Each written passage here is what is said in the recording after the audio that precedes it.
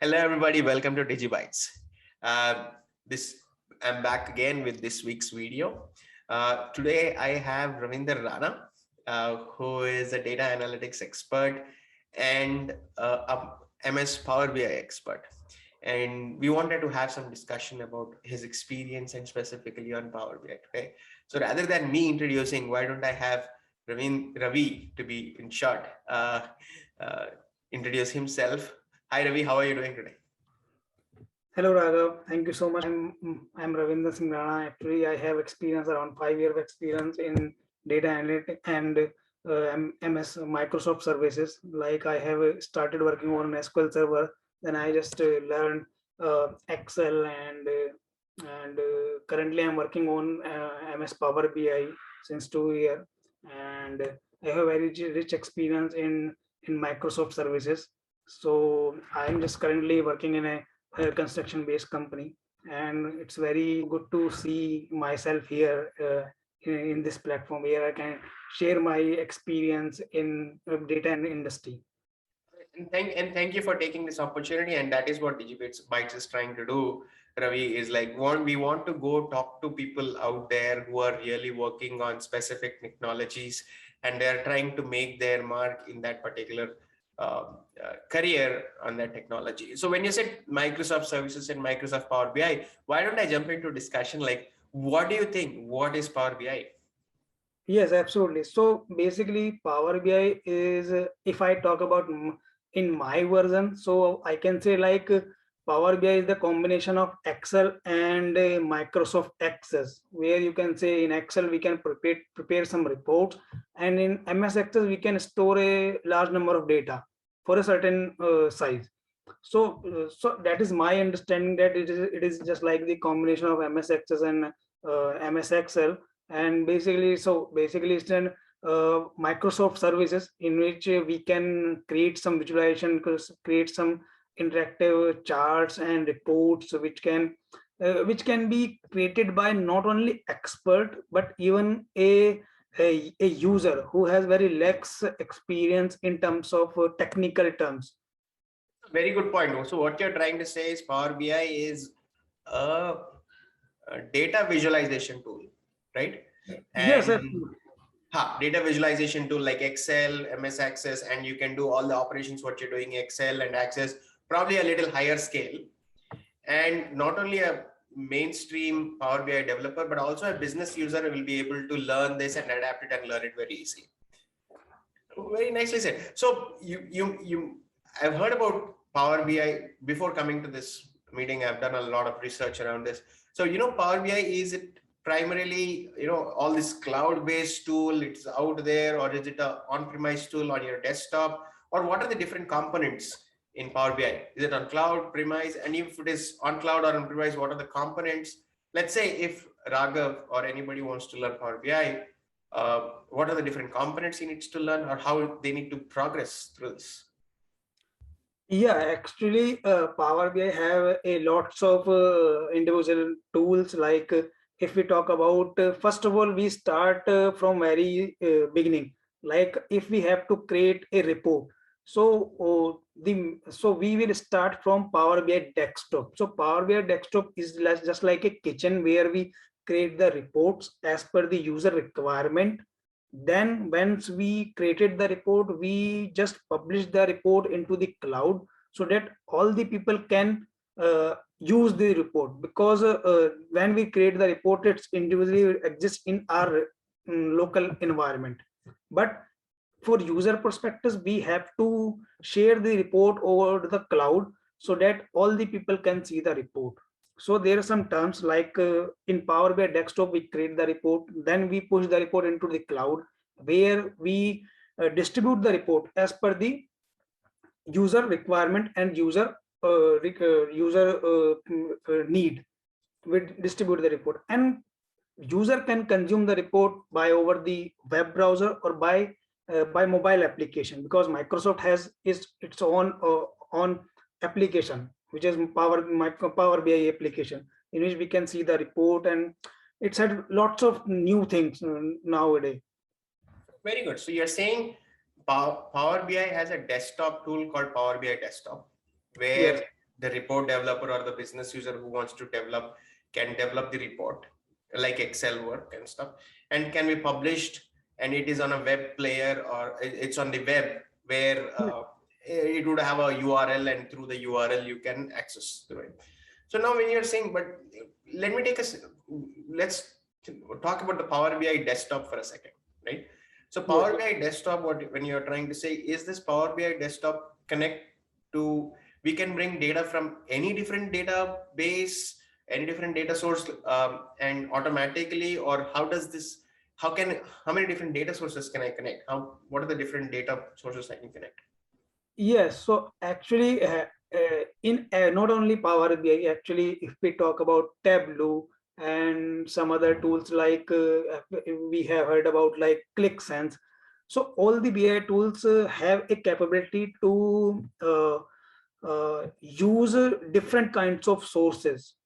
Like there is a number of sources. Even we even today, I don't have count how many sources we can use, but yes, n number of sources we can use. Like if I talk about like we can use SAP, we can use Excel, we can use JSON, we can use Python, R, we can use Amazon Red Hat, and we can use n number of application. Even we cannot count into the in fingers, like n number of application. Even like Microsoft has two things. Like if he has MS application, then it's very easy to connect.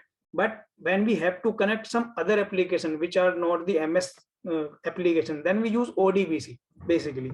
So in ODBC we can connect anything to the Power BI. Even we can use ODBC is the primary data connector, you're saying? Yes, in a way. So MS, so I heard you said a Redshift, JSON. Yes. So you're saying we can connect web-based, chat-based mechanisms also? Yes, absolutely. So if I put the URL directly, it captures all the data? Yeah, actually, if a web has a table content in their code, so they can easily in behind the Power BI automatically find the table in a particular web page, and it will extract automatically. You don't have to require a web scraper. So that is the so that makes sense now. So if we want to connect to a web page and there is a table kind of a data structure already available there, Power BI can catch it through the URL. Yes, absolutely. Like for example, if we talk about like people know about the coronavirus. So in coronavirus, a organization run the numbers on daily updated numbers, like as I Worldometer. Worldometer is the application where you can see many kinds of things on a daily basis, on a second, on a per minute. So in there we have a table content where we can capture all the records. So I have used this, so that's why I know about that. Power BI has the capability. And even one of the best thing which I think make the Power BI out of the box, like Power BI has introduced machine learning algorithms and AI capability, which is, I can say, like a futuristic things, which is when you think machine learning and AI, what kind of programming languages, and why don't you expand more on that? What kind of machine learning and AI possibilities are there, and what are the programming languages? Because let's say somebody like me or somebody who's seeing this video wants to learn AI, machine learning, also Power BI. How can they, what kind of things they should start learning, and how will Power BI also support them? Yes, absolutely. So basically, let's compare first for how many languages we can use in Power BI. So in Power BI, we can use R and Python, primarily both the languages we can use easily in Power BI. We just have to just integrate the IDE and languages which we required for Power BI. And apart from that, in Power BI, basically Power BI is the MS product, so definitely it is very easy to integrate with the Azure cloud. So in Azure cloud, we can train our model, and that model we can integrate in the Power BI Power Query. So there we can use Power BI ML models in our data model, in Power BI data model. So that is the very cool thing which I have not seen yet in Tableau. Maybe they are discovering, but that is the cool thing which I think like it can make the difference in terms of From other technologies similar to Power BI. yes. So R, Python, and where you can write models and probably integrate with the existing data and do some forecasting, predictive analytics. Absolutely, absolutely. Yes, yes, absolutely. That's the word I want. That's the goal and what it can. Yes. So I understood that's the futuristic goal, but let's say somebody who's starting out, Ravi, they'll get, let's say one data source is in Oracle, the other data source is in MS SQL Server, or one data is in Excel, right? All this data needs to be combined, right? At some point, all this data transformation should happen, massaging should happen, slicing should happen. Power BI can handle all those things. And any specific tips and tricks? How does this really work? Is it really wonderful, or what kind of things? Yes, absolutely. So before Power BI, Microsoft has three technologies like SSIS, SSA, and SSRS. So these are the three technologies which we use for SSIS, we use for ETL, SSAS we use for data modeling, which we can say cubes and dimensions and facts. And for SSRS, we use the reporting purpose. So, but these three are the very lengthy process, and these three are the separate terms. But in Power BI, we can use all the three terms in a single plate. Like we can use ETL, we can use data modeling, and then we can obviously use reporting purpose. So, when the same tool is doing ETL modeling and reporting. Yes, absolutely. Yes, all the things will be done in a desktop for ETL, for data modeling, for your reporting. That once everything is done, only then you can put the file into the cloud. But for rest ETL and everything you can do in your Power BI desktop. For ETL, we can use n number of sources, as I said, and for ETL, it's very easy to use ETL in Power BI. If a person have 20 to 30% knowledge of Excel, he can easily understand what exactly is happening, because the Excel guy know about the VBA. So VBA is the very programming language for Excel user, and Power BI has the very nice feature. Like if you do any single step, it will record it, so that if you have to go in future and check it, oh, what I did in previously, then you can see, okay, that I did this thing and I should to change it. So you can like do versioning, you're saying. Yes, absolutely. So it will save all the steps which you did for the ETL, and that is the very impressive thing which I've seen, because I have not seen these kinds of things even in Tableau. So you're saying the versioning helps because, okay, I added a column, I removed a column. No, let's remove a column. I want to go back and add the column. So basically, it's all that operations you're saying.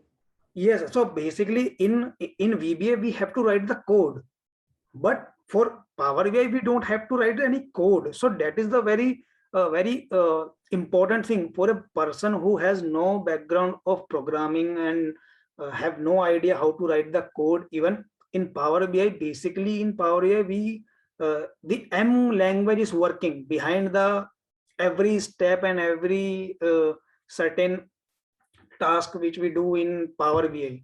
But M language, for Power BI developer, you don't have to learn M language even. If you want to learn, then that's okay. But you doesn't require any language to be learned. But for if you want to learn Python and then R, that's the okay thing. But for being a Power BI developer, you doesn't require any kinds of programming background. So what is so you are saying? I've done some research. So again, there is something called Power Query, right? Yes. So how is this Power Query different to the VBA thing? What you said, is Power Query separate? This VBA aspect is separate, or everything comes in the same place? So in VBA, actually, VBA is just an core programming where you have to write every single code. Mhm. It will not give you any suggestion and some kinds of forecasting, something like. But in, for example, in Power BI, you want some specific string from a string.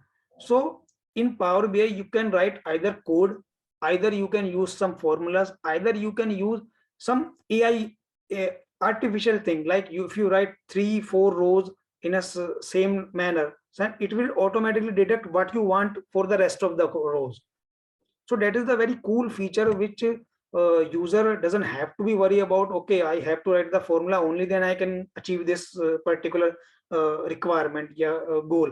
So that is the very cool thing. And in Power BI, most of the formulas are coming from Excel. So a Excel guy doesn't require to be remember every formula like min, max, length, find, string, subtraction, if, else. These are the very commonly used formulas which in Excel.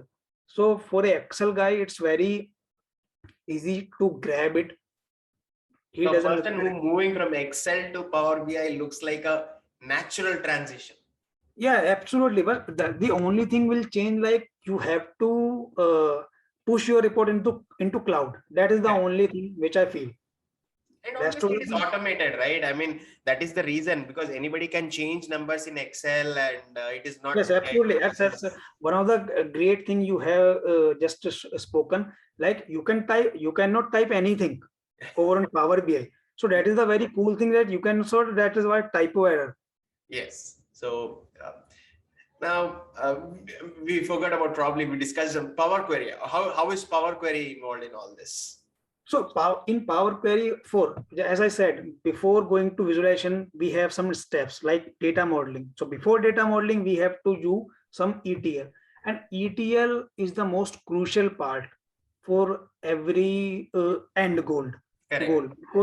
because we know we have, if we have 4 member in our team, it means we have 4 brain, and 4 brain cannot work in a similar way. Okay. Now, just for our viewers who don't know, ETL means extract, transform, and load. It is just a way to massage your data such that it is done in a proper fashion. Yeah. Sorry, Ravi. Please continue. Yeah. So basically, okay, let me elaborate more about ETL. So ETL basically stands for extract. Extract mean we are just getting a file from a certain source to our model. Then we load it. So file, when we load it, that is basic terms is loaded. And transform is the main key where we do everything, whatever we want to be a model should to be. So we do every, like we have to delete some unnecessary column. If we required a column need to be added, then we add the column. If we found that this data type is not correct as per our model, then we change the data type as well, like in date and in number format. We usually change the data type, and we should to remember and always look at before going to the data modeling, because these are the very crucial part. When you realize, when you are preparing your report and you see, oh, your number is not getting a sum because you have selected the data type as text, that's why it's not getting calculated. So these are the some techno terms where we need to be focused before going to the data modeling. And Power Query, we can write and write we can use M language as well, but M language for only those people who are already working on Power BI.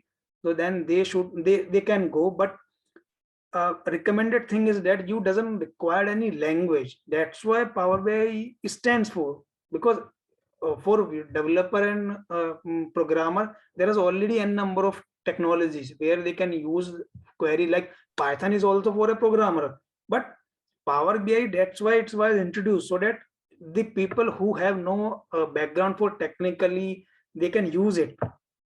That's a whole idea. So while you were discussing, you said some calculations. Let's say somebody has to calculate sum of sales. What is my total cost price? What is my total selling price? How many things did I sell last year versus this year? How Yeah. many I'm going to sell in the last 10 years versus today, whatever it is. So what are the, I've comes to, I've seen some common words like measure. What is a measure? And you can also expand what is a DAX in Power BI. And these two Yes, are when we Googled, probably these are the two top things what always keep coming around Power BI: a measure and a DAX calculation. So, what is a measure and what is a DAX calculation?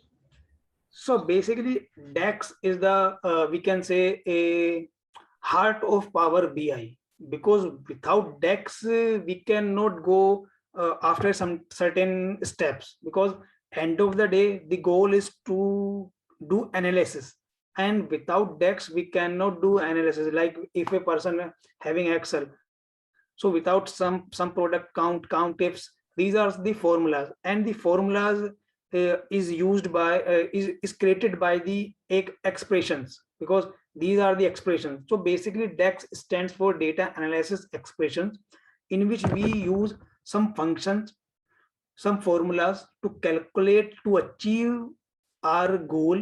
And the major difference between a calculated column and measure is that uh, calculated column occupied the space of a Power BI, while a measure occupied the space only the runtime when we used it, and it returns some values. Okay, and the basic different other difference is that its work based on the uh, raw context in a iterate mode.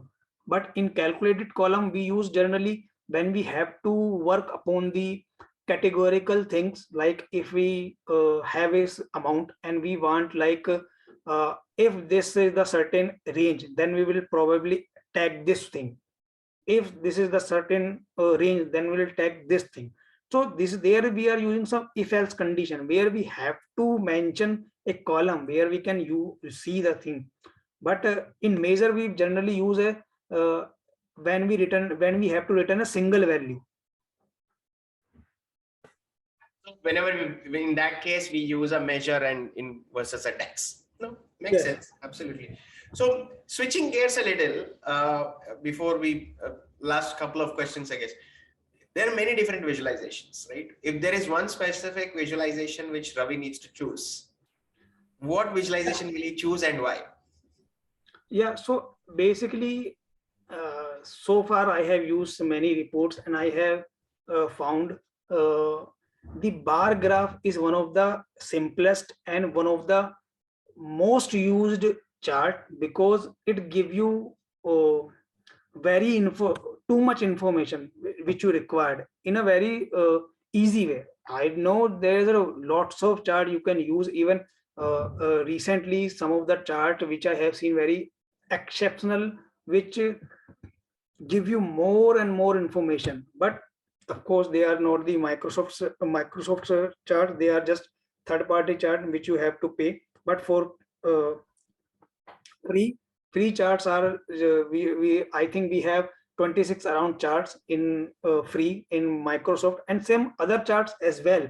But in bar graph is one of the simplest charts where you can uh, describe your analysis in a very simpler way. Otherwise we can have a scatter plot, we have some like waterfall chart, but they have some certain requirement where you should to use, like in a So scatter bar plot. chart is your favorite visualization then?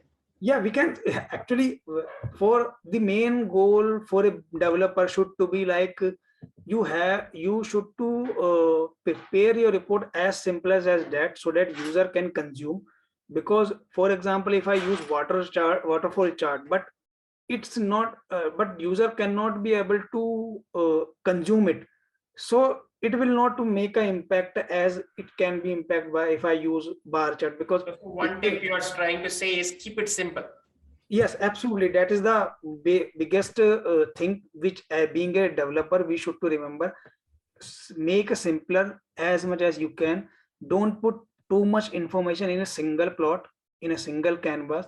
Use multiple canvas. You have navigations. You can navigate the pages between each other, and so you don't doesn't have to be worry about a we have only single page. You can use many pages, and when people start learning there, then they will learn about many kinds of exceptional things like bookmarks and selection panel, which is exceptional things which I think like a user, a end user can see that he's not consuming a report, he's consuming a app. So there is a many kinds of report which we can use, and uh, like uh, advanced reports in which you can feel like you are consuming an app, not a report. Completely makes sense. Now, next question, what I have is, let's say a student or an experienced person wants to learn Power BI, right? Where does he or she needs to start, and what kind of tips So Ravi will give them? So actually, there is for a fresher and for a new guy, they can start from YouTube. YouTube is one of the biggest community for, not only because Power BI, they can use even any kinds of learning they can get from YouTube, free of cost. Here I will not promote any paid subscription, because uh, this is not a right way to guide the new user that okay, you should to purchase only, then you can learn. That is not the uh, absolutely correct. You can learn from free of cost from anywhere. YouTube is the one of the biggest and one of the uh, simplest way to learn Power BI, and you will find n number of applications, n number of user, n number of channels which they can provide you in a systematic way to achieve your goal. And after that, once you when you think like okay, I am ready to learn advanced, then you can go some other tools. I will not promote any kinds of application or any kinds of channel, but yes, you can do. But for a beginner, for a user, should to try YouTube as a source of learning for anything, even Power BI, even R, even I will say data science as well. You doesn't have to pay about it, because first of all, you have to understood like I'm able to achieve this or not, because every person life there is a curve where he will get back to the same point from where he has started. So rather than paying your money and then you result, oh, it's not in my hand and it's not my cup of tea. So try use free things before, and it's a global community for learning. You don't have to pay about this. Absolutely. So you're saying the community on YouTube for Power BI is really big, and anybody who wants to start, if they want to install, learn, and everything, you should be able to find on YouTube specifically for Power BI. Yes, absolutely. Because since I have started working on Power BI, Power BI have update on a monthly basis.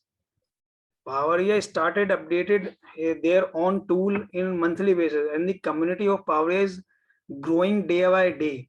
If if our user able to see and try, they can even research on Google like what is the requirement of Power BI developer in USA, in Australia, even in India. It's it's an huge. It's a very like demanding Technology opportunity. today. Yes, so they should to learn, and they can learn from anywhere. They don't require any kinds of uh, paid subscriptions. Even I agree. Power BI is one of the trending technologies as of today, and not only trending, but it's also one of the demanding technologies. And Absolutely. with this research, Ravi, when we were talking the other day, if you see, after we spoke about the other day, I was researching that people who buy MS SQL Server, they get Power BI as a package, and it's like, and everything goes into Azure cloud. I mean, I don't want to confuse who are students viewing here, but Power BI is definitely trending. I have a last question before we go into any personal questions and then wrap up this video. Um, what are the different certifications Power BI offers? Do you know? I mean, Yeah, actually, again, if you are spending some money in terms of your certification, in terms of your more advanced technologies, so you can just try Microsoft certified applications like DS100 is uh, one of the best certification for a data analysis. And in data analysis, you definitely learn Power BI. And apart from Microsoft, if you can't afford the Microsoft price, then you can try Udemy. There is certain kinds of application like DataCamp, Bootcamp. There are a number of applications where you can uh, get the certificate. Even LinkedIn also provide the certification, which has also a reputed value. Yeah, excellent. So you're saying DS100 from Microsoft, right? Yeah, D100, it's very good for everyone, because generally when the people start learning Microsoft application, they usually try to have the certificate from the Microsoft.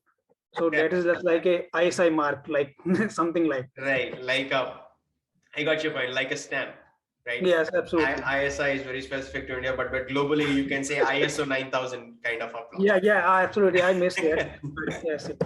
Right, CMM level 3. Got it. And that makes sense. So, apart from this, Ravi, what are your hobbies? What do you like to do? So actually, in my age, I just usually try to learn something new as much as I can. And even in Power BI, I try to join the events of Power BI. Not only specifically Power BI, even DS related, I mean data science related, even, and how to create an interactive dashboard, good visualization, some interactive applications in Power BI. What new things we can add in Power BI, as just recently Power BI has started Power Automation, Power Auto Flow. So these are some of the new things which I try to learn when I follow some great people in LinkedIn. So for our viewers, I will suggest try to use LinkedIn as much as you can, and try to follow some great people, so that you will get some knowledge without any subscription. Because or I will try to convince people, like try to use LinkedIn, because in LinkedIn there is a number of people who have started just sharing the knowledge, and it will definitely help you, because it helps me. So I will that's why I'm preferring you to try to use LinkedIn as much as you can. Even LinkedIn provide you job, and even some MNC companies for look at your LinkedIn profile. So try to use LinkedIn profile as much as you can. Very good tip. So I think one of your hobbies, probably we can talk some other time, but Yeah, what I really understood one thing was like learning is new trends, what a Power Auto Flow and the other aspects what you said. And you give a very good tip for the students and experienced people, right? Start branding yourself on LinkedIn, right? absolutely. That If is you the are a technology person, start following somebody who is Power BI specific or a data analytics specific. Follow, connect with them, and I mean, I'll also put my LinkedIn profile down. I mean, Ravi, I'll put your LinkedIn profile down also. If anybody who wants to subscribe or they want to reach out to us, they can connect to us. Ravi, is it okay? Can we ask our viewers if they have any specific questions? Can they put in comments and they can reach out to you or me, and we can always get in touch and get them an answer? yes, absolutely. That is the only way that we can communicate. If we doesn't have any question, then what we will answer. Correct. So So viewers, Ravi is ready. So if you have any specific questions on Power BI, please do not hesitate, put in the comment section. Either me or Ravi will get to it and answer them as early as possible. But other than that, thanks a lot, Ravi, for yes, joining today. yes. It was a great session. We know what Power BI is, what are the different certifications, what are the different data sources it connects to, and how we can start learning it too. I mean, and where should we go to learn? Hope we inspire anybody and any Yes, student who can absolutely. inspire from this and start learning. Any last comments you want to say before we sign off? Yes, actually, I just wanted to say to my community and my viewers, like just try to learn as much as you can, because this is the technical era, we can say, because everything is moving towards the AI and data science. So that is the right time. There is no right time, but I will say that that is the right time. You should start learning as much as you can, and learn something which you can really inspire yourself, even. Very nicely said, Ravi. So when you think is the right time, that is the right time. So guys, get to learning and put in your comments, and see you back next week with a new video. Thanks a lot, Ravi. Till then, next Thank you time. so Take much. care. Thank you so much. Thank you, Raghav. Bye. Bye.